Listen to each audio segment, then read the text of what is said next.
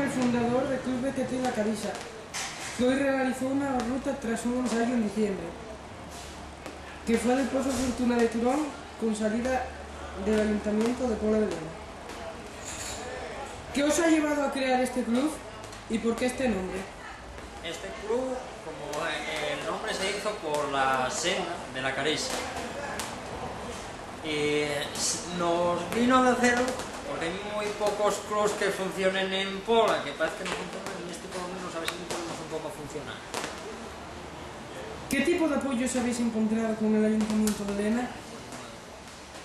De momento ninguno, porque estamos en contra con el Ayuntamiento. ¿Cómo es vuestra relación con otros clubes de la comarca del Caudal? ¿Cómo puede ser Puerta de Asturias de Pola de Lena? Puerta de Asturias no nos llevamos muy bien con ellos por problemas que querían deshacer nuestro club y que fuera nada más Puerta de Asturias.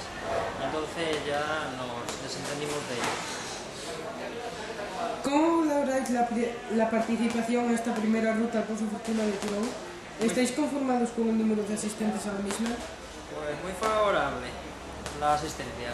Fuimos unos 79 y más gente que vino, pero que no vino la comida. ¿Qué otros proyectos tenéis pensado hacer para el futuro?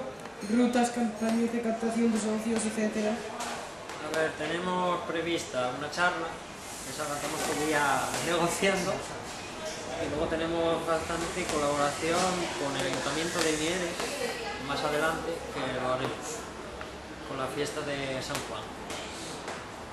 ¿Qué les puede decir a los vecinos de Lena y el resto de las cuencas para que se unan al club de BTT La Carixa? Pues, ¿qué nos puede decir? Contactan con mi compañero, el vicepresidente Iván Hernán, nos pueden encontrar en Facebook, ahí pueden informarse, les informa él sin ningún problema, que está las 24 horas del día allí, para las rutas que haremos próximamente, que ya se irán planificando mejor y haciendo cada fin de semana de mes a mes. ¿Tienes algo que añadir? Algo que añadir, que bastante gente. Bueno, pues hasta aquí la entrevista desde Llena TV y el periódico Lenense Digital. Solo nos queda desearos suerte, dar las gracias por la entrevista y deciros que estamos a vuestra disposición.